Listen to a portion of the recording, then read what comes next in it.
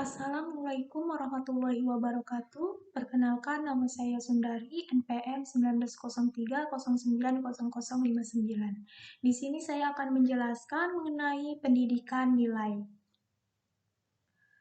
Hal-hal yang dianggap berharga dalam kehidupan manusia, yaitu tentang apa yang dianggap baik, layak, pantas, benar, penting, indah, dan dikehendaki oleh masyarakat dalam kehidupan sehari-hari, dan dalam mencapai tujuan hidup setelah mati atau akhirat. Apa pendidikan nilai itu? 1. Menciptakan dunia yang lebih berkelanjutan dengan ekonomi yang stabil dan masyarakat yang lebih adil dan inklusif adalah target yang sulit. Yang kedua, tetapi bukan tidak mungkin tercapai jika dalam mengandalkan ketertiban pemerintah, lembaga bisnis, dan di atas segalanya, publik yang bertanggung jawab dan berkomitmen. Pendidikan nilai mendorong solidaritas hidup, rukun, dan cinta alam. Warga negara teladan dibuat, bukan dilahirkan. Sama seperti kita belajar matematika dan bahasa, kita juga harus menjadi ahli dalam pelajaran yang mendasar untuk hidup dalam harmoni dan kemajuan sosial seperti rasa hormat, empati, kesetaraan, solidaritas, dan pemikiran kritis. Tanpa ini dan prinsip-prinsip etika lainnya yang mendefinisikan kita sebagai manusia, akan sulit bagi kita untuk membangun dunia yang lebih baik. Nah, apa saja tujuan pendidikan nilai itu? 1. Konsep ini adalah tentang proses pendidikan yang menanamkan standar moral untuk menciptakan masyarakat yang lebih sipil dan demokratis. Nah, yang kedua, oleh karena itu, pendidikan nilai mempromosikan toleransi dan pemahaman di atas dan di luar perbedaan politik, budaya, dan agama kita, memberikan penekanan khusus bagi pembelaan hak asasi manusia, melindungi etnis minoritas dan kelompok yang paling rentan, dan pelestarian lingkungan. Nah, yang keempat, meski begitu, beberapa tahun belakangan ini, negara-negara seperti Australia dan Inggris sebenarnya sudah mempertimbangkan untuk memasukkan pendidikan nilai sebagai bagian dari wajib belajar. Nah, apa aja sih karakteristik pendidikan nilai itu?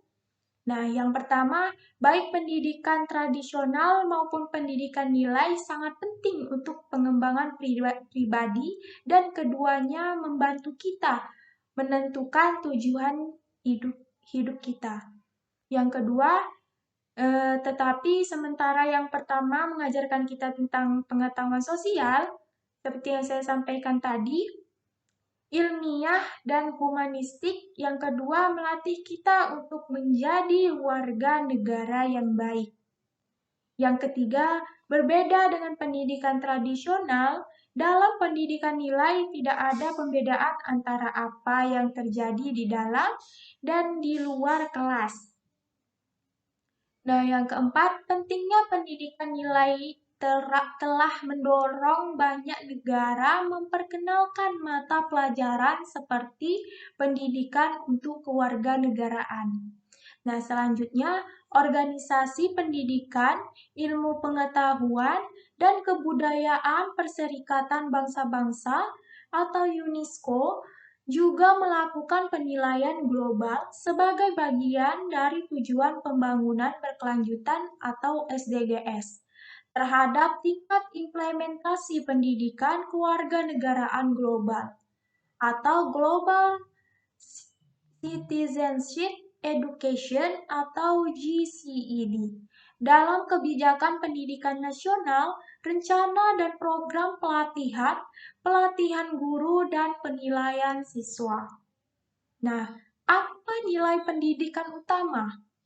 Nah, pendidikan nilai mencakup berbagai topik yang berkaitan dengan kewarganegaraan, dan etika. Antara lain, yang pertama, empati, dengan menempatkan diri kita pada posisi orang lain baik secara kognitif maupun emosional, kita meningkatkan kemampuan kita untuk menyelesaikan konflik dan memahami pendapat orang lain.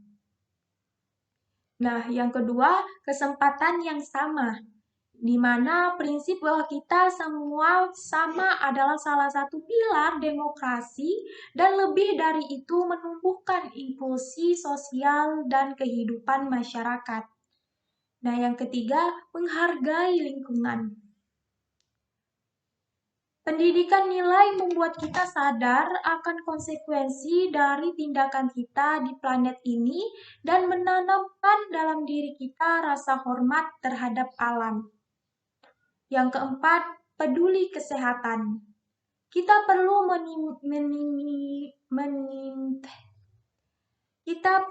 meminimalkan risiko kesehatan dengan mendorong sikap yang benar dan menangani pendidikan kesehatan dari sudut pandang yang dinamis, pribadi, dan kognitif.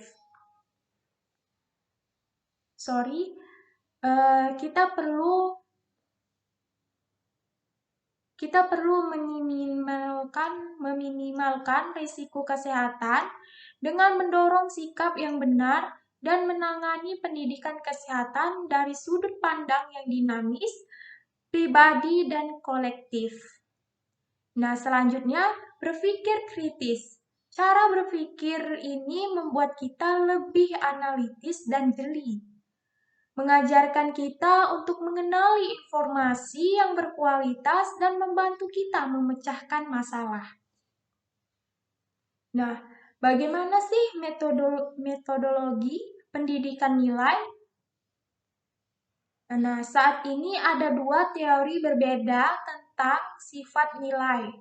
Pengajaran tradisional mencakup standar etika objektif dan universal yang dapat diperoleh melalui pembelajaran dan praktik berkelanjutan. Tetapi pendekatan yang lebih inovatif menyatakan bahwa moral adalah relatif dan bergantung pada individu, sehingga sangat sulit untuk diajarkan pada tingkat pedagogis. Selanjutnya, strategi yang paling umum dalam pendidikan nilai adalah sebagai berikut. Yang pertama, penolakan diskriminasi, meramaikan perdebatan tentang masalah moral dan mempromosikan kepemimpinan kolaboratif. Yang kedua, mencela sikap yang merugikan masyarakat secara keseluruhan tanpa menstigmatisasi individu. Yang ketiga, menekankan gagasan bahwa kita semua dapat berubah dan bahwa kita layak mendapatkan kesempatan kedua. Begitulah yang bisa saya sampaikan mengenai pendidikan nilai. Kurang dan lebihnya saya mohon maaf. Saya akhiri dengan billahi fisabilillah. Fastabiqul khairat. Assalamualaikum warahmatullahi wabarakatuh.